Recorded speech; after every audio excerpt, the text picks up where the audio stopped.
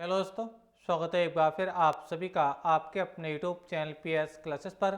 तो दोस्तों, आज के इस वीडियो लेक्चर में हम 12th क्लास फिजिक्स के सभी इंपॉर्टेंट शॉर्ट क्वेश्चनों को आंसर के साथ डिस्कस करेंगे। दोस्तों, यदि आप 12th क्लास में हैं तो आज का ये वीडियो लेक्चर आप लोगों के लिए बहुत ही विशेष होने वाला है, क्योंकि स्टूडेंट आज के इस वीडियो लेक्चर में हम केवल उन्हीं शॉर्ट क्वेश्चनों को डिस्कस करेंगे जो आपके बोर्ड एग्जाम के लिए वेरी वेरी मोस्ट इंपॉर्टेंट है। तो स्टूडेंट, यदि आप 12th क्लास में हैं और इस बार आप बोर्ड का एग्जाम देने जा रहे हैं तो आप लोगों से बच्चों मेरा विशेष रिक्वेस्ट ये बच्चों यही है कि एक बार वीडियो लेक्चर को पूरा जरूर देखें। आपको बच्चों 100% गारंटी देता हूं, आप लोगों को 3-4 क्वेश्चन बच्चों आज के इस वीडियो लेक्चर से आपको बोर्ड एग्जाम में देखने को मिलेंगे फिजिक्स के पेपर में। तो आई स्टूडेंट, बिना किसी देरी के शुरू करते हैं वीडियो लेक्चर को, समझते हैं पूरी बात को। स्टूडेंट, वीडियो अच्छा लगे, जानकारी अच्छा लगे तो वीडियो को लाइक और अपने दोस्तों में शेयर जरूर करना। और आप भी अच्छे से हमारे चैनल के माध्यम से तैयारी करना चाहते हैं अपने 12th क्लास की, ठीक है, चाहे वो फिजिक्स हो या केमिस्ट्री हो या बायोलॉजी हो, ठीक है, तो आज ही हमारे चैनल को सब्सक्राइब जरूर करें। तो चलिए स्टार्ट करते हैं। तो देखिए स्टूडेंट, जैसे कि आप स्क्रीन पर देख पा रहे होंगे, हमने पहला क्वेश्चन ले रखा है, गतिशीलता की परिभाषा लिखिए। ठीक है, तो गतिशीलता को बच्चों परिभाषित करना है आप लोगों को। क्या डेफिनेशन है देखिए मैंने स्क्रीन पर लिख भी रखी है, ठीक है, और मैं देखिए पहले इसको डेफिनेशन को समझा रहा हूँ, फिर इसको डायग्राम के माध्यम से आपको समझाता हूँ। तो देखिए स्टूडेंट, डेफिनेशन क्या उसको समझते हैं। देखिए कहा, देखिए गतिशीलता हेडिंग लगाएंगे। देखिए स्टूडेंट, आपको बताता चलूँ, जो भी आप डेफिनेशन लिखें या जो भी टॉपिक लिखें तो बोर्ड एग्जाम में बच्चों हेडिंग जरूर डाल करके आए। हेडिंग डालने से होता बच्चों ये है कि एग्जामर पर अच्छा इफेक्ट पड़ता है, ठीक है। तो जो भी टॉपिक आप कर रहे हैं बच्चों उसका हेडिंग जरूर लगाएं, ठीक है। अच्छा, अब देखिए डेफिनेशन क्या, देखिए एकांक वैद्युत क्षेत्र में मुक्त इलेक्ट्रॉन के, एकांक वैद्युत क्षेत्र में मुक्त इलेक्ट्रॉन के, ई का मतलब बच्चों इलेक्ट्रॉन से, ठीक है, इलेक्ट्रॉन के अनुगमन वेग को गतिशीलता कहते हैं। इसे हम म्यू से प्रदर्शित करते हैं, अर्थात म्यू इक्वल टू होता है बच्चों BD अपॉन ई। जब BD है बच्चों मुक्त इलेक्ट्रॉन का अनुगमन वेग, जैसे कि हम लोग जानते हैं, हमने पिछले वीडियो लेक्चर में आप लोग को बताया था, मुक्त इलेक्ट्रॉन का जो अनुगमन वेग होता है बच्चों हम BD से इसको रिप्रेजेंट करते हैं। और ई क्या बच्चे, इलेक्ट्रिक फील्ड है। अगर बच्चों अगर हम इसकी परिभाषा को इस फार्मूले से अगर मैच करें तो अगर बच्चों हम ई का मान बच्चों 1 रखें, ई इक्वल टू हम कितना लें बच्चों, 1 न्यूटन पर कूलाम अगर लें, न्यूटन पर कूलाम अगर लें हम ई का मान, ठीक है, तो आप देख पाएंगे म्यू इक्वल टू का जगह, क्योंकि ई की जगह 1 लिखेंगे तो म्यू बराबर हो जाएगा BD, यानी जो गतिशीलता है वो आवेश वाहक के अनुगमन वेग के ही बराबर आ रही है। लेकिन कब, जब इलेक्ट्रिक फील्ड क्या हो बच्चों आपका एकांक हो, यानी ई का मान कितना हो 1 हो। तो बच्चों मैंने वही डेफिनेशन लिखी है, एकांक वैद्युत क्षेत्र में मुक्त इलेक्ट्रॉन के अनुगमन वेग को, ठीक है, गतिशीलता कहते हैं, इसे म्यू से प्रदर्शित करते हैं। अर्थात म्यू इक्वल टू फार्मूला होता है बच्चों BD अपॉन ई होता है, ठीक है। मात्रा जरूर याद रखें, मात्रा कई बार ये विकल्प में आपसे पूछा गया है, जो गतिशीलता होती है, ठीक है, इसका मात्रा होता है बच्चों मीटर कूलाम प्रति न्यूटन सेकेंड। थोड़ा लंबा मात्रा है लेकिन आपको याद करना पड़ेगा। मात्रा क्या, देखिए मीटर कूलाम प्रति न्यूटन प्रति सेकंड, ये बच्चों इसका मात्रक हो गया। तो आई होप का अच्छे समझ में आ गया होगा, और छोटी सी डेफिनेशन और आपको समझ भी गए होंगे इस चीज़ को, ठीक है।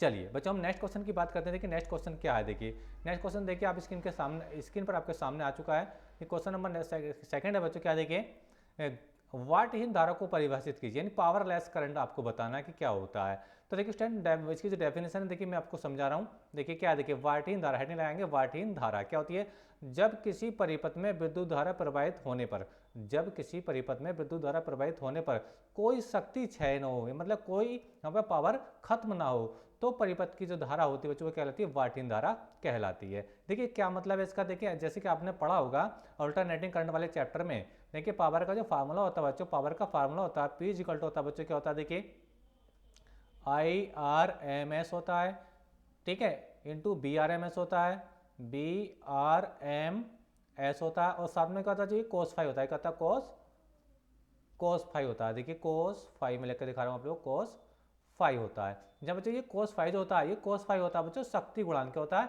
शक्ति गुणांक होता है। अब बच्चों देखिए, अगर किसी सर्किट के अंदर पावर क्या हो, जीरो हो, पावर क्या हो, जीरो हो, तो इस cos फाई का मान क्या होना चाहिए, जीरो होना चाहिए। यानी किसी सर्किट के अंदर, ठीक है, अगर आपको पावर लेस करंट चाहिए यानी वाटहीन धारा चाहिए, तो उस स्थिति में cos फाई का मान कितना होना चाहिए बच्चों, जीरो होना चाहिए। तो पावर लेस करंट के लिए यानी पावर वाटहीन धारा के लिए cos फाई का वैल्यू बच्चों कितना होता है, cos फाई का जो वैल्यू होता है बच्चों वो कितना होता है, जीरो होता है। बच्चों जब यहाँ पे आप जीरो पोर्ट करोगे तो सबकी जब मल्टीप्लाई कराओगे स्टैंड, ठीक है, तो पी का कितना आएगा, जीरो आएगा। यानी cos फाई अगर आपको जीरो होगा तो पी कितना मिलेगा बच्चों, आपको 0 वाट मिलेगा, 0 वाट मिलेगा। वाट बच्चों क्या है, ये शक्ति का मात्रा है। आई होप की मेरी बात आपको समझ में आ रही होगी, ठीक है। तो ये मैंने आपको डेफिनेशन बताई, ठीक है।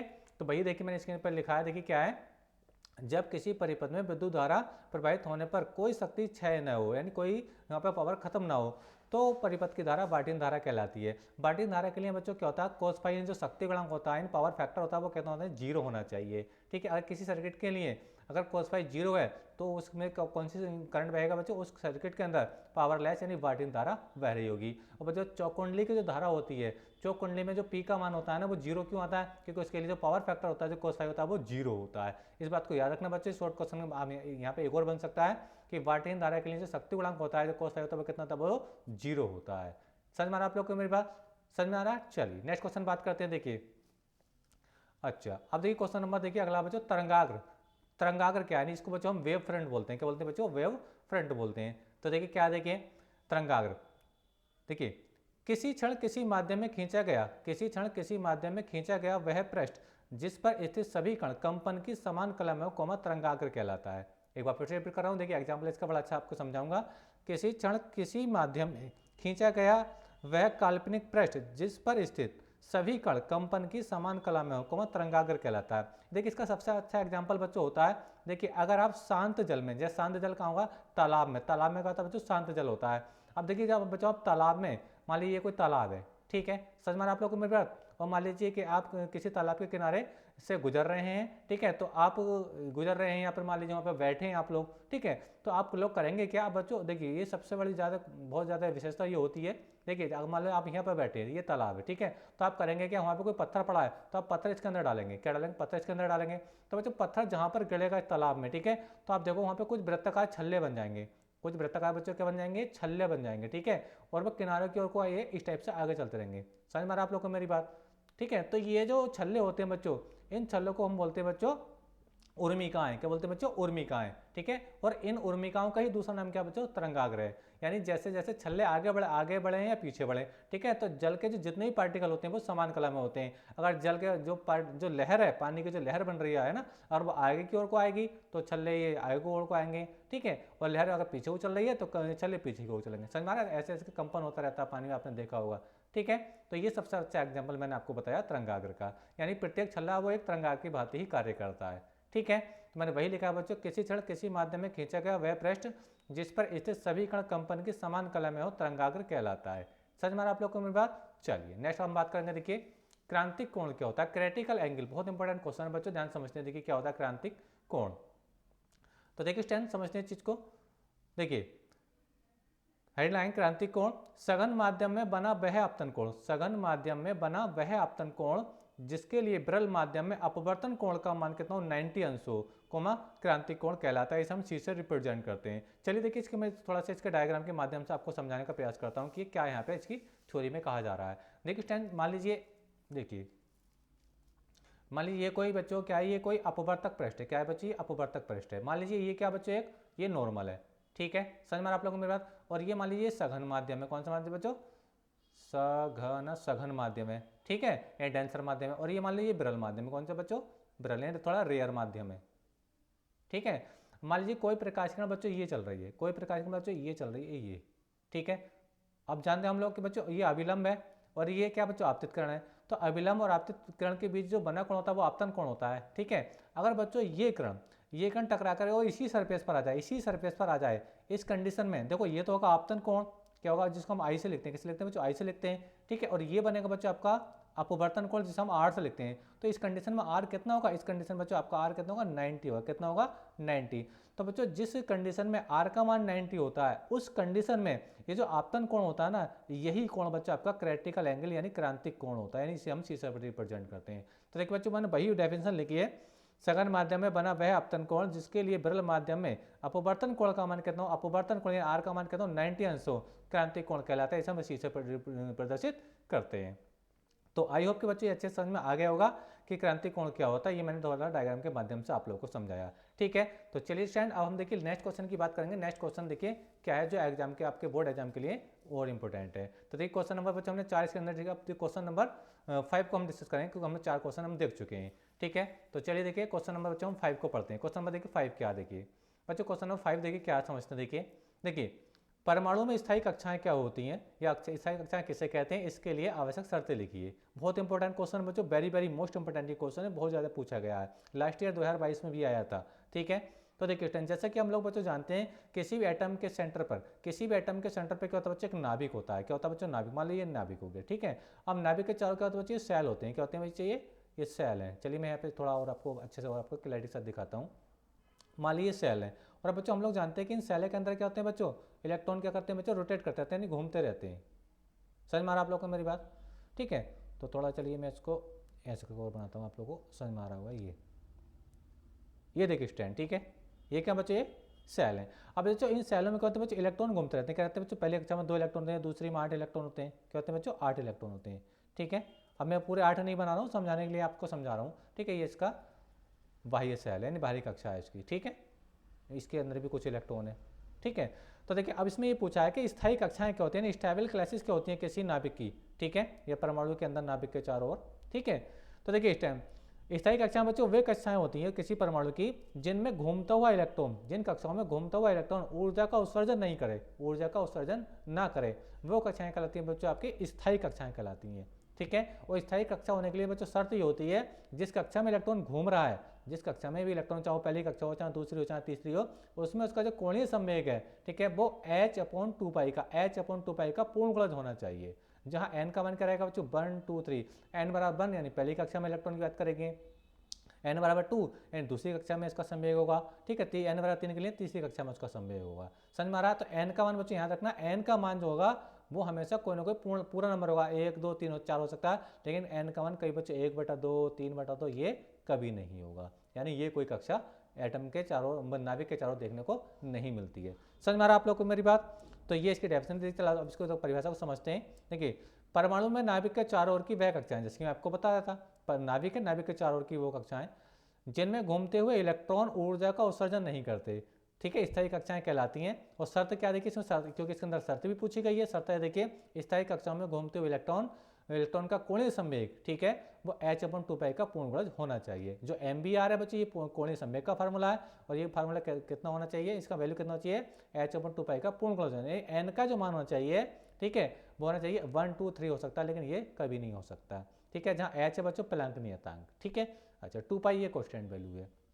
अच्छा बच्चों हम क्वेश्चन नंबर 6 की अगर बात करें तो क्वेश्चन नंबर देखिए बच्चों 6 क्या है, देखिए समझते हैं क्वेश्चन नंबर 6 क्या, बहुत इंपॉर्टेंट क्वेश्चन बच्चों। क्वेश्चन नंबर 6 की हम बात करें, देखिए बहुत ज़्यादा पूछा गया एग्जाम में ये बच्चों। देखिए क्या है, नाभिक की द्रव्यमान क्षति, नाभिक की द्रव्यमान क्षति से आप क्या समझते हैं। देखिए नाभिक की द्रव्यमान क्षति क्या होती है, देखिए मैं थोड़ा इसका डायग्राम के माध्यम से आपको समझाना चाहूँगा, ठीक है। थोड़ा डायग्राम के माध्यम से समझाऊँ, थोड़ा ध्यान से समझें। देखिए यहाँ पर थोड़ा डायग्राम बना रहा हूँ, इसको समझते हैं। देखिए स्टैंड, मान लीजिए बच्चों यहाँ पर समझते हैं। देखिए मान लीजिए ये कोई एटम है, यानी कोई परमाणु है, जैसे कि मैं आपको थोड़ी देर पहले बता रहा था, ठीक है। और मान लीजिए इसके अंदर क्या है बच्चों, ये न्यूक्लियस है। क्या बच्चों, न्यूक्लियस, ठीक है, नाभिक है। अब नाभिक के अंदर क्या होते हैं बच्चों, नंबर ऑफ प्रोटॉन होते हैं, ठीक है, और क्या होते हैं बच्चों, न्यूट्रॉन होते हैं। क्या होते हैं, न्यूट्रॉन, जिसको हम बोलते हैं बच्चों, इनको बोलते हैं न्यूक्लियन। क्या बोलते हैं बच्चों, इनको हम न्यूक्लियन बोलते हैं। क्या होते हैं, न्यूक्लियन, न्यूक्लियन, ठीक है। यानी नाभिक के अंदर बच्चों क्या होते हैं, प्रोटॉन और न्यूट्रॉन होते हैं, जिनको हम क्या बोलते हैं बच्चों, न्यूक्लियन बोलते हैं, ठीक है। तो होता ये है बच्चों, ये नाभिक है, ये क्या बच्चों, ये नाभिक है, ये नाभिक, ठीक है, ये नाभिक है, ठीक है। तो देखिए नाभिक का जो द्रव्यमान होता है बच्चों, नाभिक का जो द्रव्यमान होता है, नाभिक में जो प्रोटॉन और न्यूट्रॉन है उनके द्रव्यमानों के योग से कुछ कम होता है। एक बार फिर से रिपीट करूं बच्चों, नाभिक का जो वास्तविक द्रव्यमान होता है, नाभिक में उपस्थित प्रोटॉनों और न्यूट्रॉनों के द्रव्यमानों के योग से कुछ कम होता है, ठीक है। तो द्रव्यमानों के इस अंतर को बच्चों हम बोलते हैं नाभिक की द्रव्यमान क्षति कहते हैं। देखिए मैंने वही लिखा, देखिए स्क्रीन पर समझा रहा हूं आप लोगों को। देखिए क्या, देखिए नाभिक का वास्तविक द्रव्यमान, नाभिक का वास्तविक द्रव्यमान, नाभिक में उपस्थित न्यूट्रॉनों, नाभिक में उपस्थित न्यूक्लियन, न्यूक्लियन किसे कहा गया, न्यूक्लियन कहा गया बच्चों नाभिक के अंदर जो आपके प्रोटॉन होते हैं और जो न्यूट्रॉन होते हैं उनको न्यूक्लियन कहा गया है, ठीक है। न्यूक्लियनों के द्रव्यमानों के योग से कुछ कम होता है। द्रव्यमानों के इस अंतर को नाभिक की द्रव्यमान क्षति कहते हैं, इसे हम डेल्टा एम से रिप्रेजेंट करते हैं। तो देखिए फार्मूला क्या है द्रव्यमान क्षति का, द्रव्यमान क्षति बराबर होता है न्यूक्लियनों का कुल द्रव्यमान, यानी प्रोटॉन और न्यूट्रॉनों का कुल द्रव्यमान माइनस एनयू मतलब नाभिक का द्रव्यमान। यहाँ पे समझिए नाभिक का द्रव्यमान, समझ में आ रहा आप लोगों को मेरा। यानी न्यूक्लियनों का द्रव्यमान ज्यादा होता है किससे, नाभिक के द्रव्यमान से, ठीक है। समझ में आ रहा आप लोगों को मेरी बात। तो यही मैंने फॉर्मूला लिखा। देखिए अब मैं थोड़ा इसको संकेतों में लिख दिया।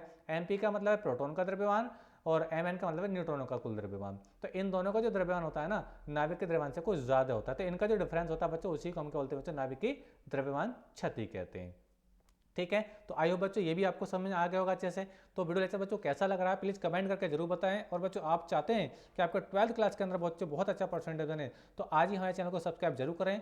और जिस टॉपिक की आपको वीडियो चाहिए हमें कमेंट करके बताइए, हम आप लोगों के लिए तैयार हैं स्टूडेंट। ठीक है, तो चलिए अगला नेक्स्ट क्वेश्चन नंबर बच्चों हम 7 को समझते हैं। क्वेश्चन नंबर 7 क्या है देखिए, क्वेश्चन नंबर बच्चों हम 7 समझते हैं। देखिए क्वेश्चन नंबर बच्चों 7 देखिए क्या है। क्वेश्चन नंबर बच्चों 7 है समस्थानिक, जिसको हम इंग्लिश में आइसोटॉप कहते हैं, समस्थानिक की परिभाषा उदाहरण से समझानी है। ठीक है, और ये समस्थानिक, समभारिक और समन्यूट्रॉनिक 100% तीनों में एक आने ही आना है, इसके चांसेस ज़्यादा रहते हैं, इसलिए मैंने इस टॉपिक को वीडियो में ले लिया है। ठीक है, तो समस्थानिक क्या होता है देखिए, एक ही तत्व के ऐसे नाभिक, एक ही तत्व के ऐसे नाभिक जिनमें जिनमें प्रोटॉनों की संख्या समान हो, समस्थानिक कहलाते हैं। देखिए समस्थानिक को समप्रोटोनिक भी कहते हैं बच्चों, समस्थानिकों को बच्चों हम समप्रोटोनिक भी कहते हैं, क्योंकि बच्चों इनके न्यूक्लियस में जो प्रोटॉनों की संख्या होती है वो क्या होती है, ऐसे नाभिक जिनमें प्रोटॉनों की संख्या समान हो, क्या कहते हैं समप्रोटोनिक अथवा समस्थानिक है। समस्थानिक का दूसरा नाम समप्रोटोनिक भी है। चलिए एग्जांपल से समझते हैं, जैसे हाइड्रोजन है, ड्यूटेरियम है, या आपका ट्राइटियम है। तो देखो इसका जो एटॉमिक नंबर है 1 है, एटॉमिक नंबर क्या बच्चे 1, यानी हाइड्रोजन परमाणु के नाभिक में केवल एक प्रोटॉन होगा, केवल एक प्रोटॉन होगा, केवल एक प्रोटॉन होगा। समझ में आ रहा है आप लोग में। तो ये जो परमाणु क्रमांक होता है प्रोटॉनों की संख्या को रिप्रेजेंट करता है नाभिक के अंदर, नाभिक के अंदर प्रोटॉनों की संख्या को ही रिप्रेजेंट करता है। तो तीनों में आप देख पा रहे होंगे, हाइड्रोजन है, ड्यूटेरियम है, ये ट्राइटियम है, तीनों के लिए जो परमाणु क्रमांक है वो कितना 1 है, यानी इनके नाभिक में जो प्रोटॉनों की संख्या है वो कितनी होगी, समान होगी। समझ में आ रहा आप लोगों को मेरी बात। ऐसे देखिए यहाँ पे एग्जांपल देख लिए, कार्बन 12 और कार्बन 14। तो ये जो आप देख पा रहे हैं, कार्बन 12 को देख लो या कार्बन 14 को देखो। ठीक है, तो ये जो इसका जो एटॉमिक नंबर सेम है, सेम होने का मतलब क्या है, इन दोनों के नाभिक के अंदर कितने कितने प्रोटॉन होंगे, 6 प्रोटॉन होंगे। समझ में आ रहा है। तो ये तो एक परिभाषा ये थी। दूसरी परिभाषा एक और बनती है कि एक ही तत्व के ऐसे नाभिक जिनमें परमाणु क्रमांक एक समान हो और परमाणु भार अलग अलग हो। तो देखो यहाँ भी देखो अलग अलग बनना है, नीचे का नंबर सेम बनना है। तो जब ये कंडीशन मिलती है ना, नीचे का नंबर सेम, ऊपर का नंबर अलग अलग, ठीक है, तो ये सब क्या होते हैं बच्चों, समस्थानिक होते हैं। क्या होते हैं, समस्थानिक होते हैं। तो आई होप कि आपको अच्छे समझ में ये भी आ गया होगा। चलिए हम बच्चों क्वेश्चन नंबर 8 की बात करते हैं। क्वेश्चन नंबर बच्चों 8 क्या देखिए, अर्धचालक यानी सेमीकंडक्टर किसे कहते हैं, दो अर्धचालकों के नाम आपको बताने हैं। तो आसान क्वेश्चन है देखिए, अर्धचालक क्या होते हैं बच्चों, वे पदार्थ जिनकी वैद्युत चालकता चालक और अचालक के बीच होती है, अर्धचालक कहलाते हैं। जैसे कि हम लोग जानते हैं कि जो मटेरियल होते हैं 3 टाइप के होते हैं, चालक, अचालक और अर्धचालक। चालक वो होते हैं जिनके अंदर बच्चों करंट आसानी से फ्लो हो जाता है, जैसे सोना, चांदी, कॉपर, एल्यूमिनियम, ये चालक होते हैं। अचालक क्या होते हैं बच्चों, जिनके अंदर करंट फ्लो नहीं होता है, जैसे कांच है, रबड़ है, कागज है, गत्ता है, इनके अंदर करंट फ्लो नहीं होता, ये अचालक होते हैं। लेकिन अर्धचालक बच्चे ऐसे पदार्थ होते हैं, ये नॉर्मल अवस्था में तो क्या होते हैं, अचालक की तरह बिहेव करते हैं, पर इनको अगर हम गर्म कर दें, अगर हमको इनको गर्म करें या इसके अंदर कोई अपद्रव्य मिला दें तो ये चालक बन जाते हैं। समझ में आ रहा आप लोग को मेरी बात। तो ये ना तो पूरी तरीके से चालक होते हैं, ना पूरी तरीके से अचालक होते हैं, यानी इनकी जो वैद्युत चालकता होती है चालक और अचालक के बीच होती है। इन्हें बच्चों में क्या बोलते हैं, अर्धचालक बोलते हैं। और अर्धचालकों के सबसे अच्छे एग्जाम्पल है बच्चों क्या, सिलिकॉन और जर्मेनियम है। आप कार्बन भी लिख कर सकते हैं, कार्बन भी बच्चों एक अच्छा अर्धचालक है। ठीक है, अच्छा नेक्स्ट बच्चों हम बात करेंगे, क्वेश्चन नंबर 9 है और ये लास्ट क्वेश्चन है बच्चों हमारे आज के इस वीडियो का। क्वेश्चन नंबर 9 देखिए है, पीएन संधि डायोड को परिभाषित कीजिए। पीएन जंक्शन डायोड क्या होता है। देखिए स्टैंड क्या होता है, देखिए पहले परिभाषा समझते हैं। देखिए पीएन संधि डायोड हेडिंग लगाएंगे, परिभाषा क्या देखिए, जब पी टाइप सेमीकंडक्टर को एक विशेष विधि द्वारा एन टाइप सेमीकंडक्टर से जोड़ा जाता है तो वह स्थान जहां दोनों क्रिस्टल आपस में मिलते हैं पीएन संधि डायोड कहलाता है। ठीक है, देखिए एक होता है पी टाइप सेमीकंडक्टर, चलिए मैं स्क्रीन पर आपको डायग्राम के माध्यम से समझा रहा हूँ। ये पीएन संधि डायोड का प्रतीक है। देखो ये पी टाइप सेमीकंडक्टर है जो ट्रायंगल में आपको दिख रहा है, और ये एन टाइप सेमीकंडक्टर है। तो जब बच्चे इन दोनों को सेमीकंडक्टर को आपस में मिलाते हैं तो जहाँ ये कंडक्टर आपस में मिलते हैं बच्चों, उस स्थान को हम क्या बोलते हैं बच्चों, उस स्थान को हम पीएन संधि या पीएन जंक्शन डायोड बोलते हैं। समझ में आ रहा। तो ये पीएन संधि डायोड का ही प्रतीक है, इस टाइम जो मैंने स्क्रीन पर ये आपको दिखाया रखा है। समझ में आ रहा आप लोगों को बात, कैसे बनता है पीएन संधि डायोड। इसमें पी टाइप सेमीकंडक्टर और एन टाइप सेमी, जो लाइन आप देख पा रहे हैं ना वर्टिकल लाइन, ये एन टाइप सेमीकंडक्टर है। तो इन दोनों को मिलाना जब जाता है तो जहां ये दोनों आपस में मिलते हैं उसी स्थान को बच्चे हम क्या बोलते हैं, पीएन जंक्शन डायोड बोलते हैं, पीएन संधि डायोड बोलते हैं। और ये जो आप प्रतीक देख पा रहे हैं बच्चे, ये पीएन संधि डायोड का ही प्रतीक है। समझ में आ रहा है आप लोग को मेरी बात। तो स्टूडेंट ये आज के इस वीडियो लेक्चर के क्वेश्चन थे स्टूडेंट, आई होप कि आपको अच्छे समझ में आए होंगे। मैं आपको फिर से कह रहा हूँ बच्चों, बोर्ड एग्जाम के पर्पज से बच्चों बहुत ही इंपॉर्टेंट मैं आपको क्वेश्चन करा रहा हूँ। तो वीडियो आपको अच्छा लगा तो वीडियो को लाइक कर दिए, चैनल पर नए तो चैनल को सब्सक्राइब कर लीजिए। मिलेंगे नेक्स्ट वीडियो में किसी नेक्स्ट टॉपिक के साथ, तब तक के लिए धन्यवाद, बेस्ट ऑफ लक।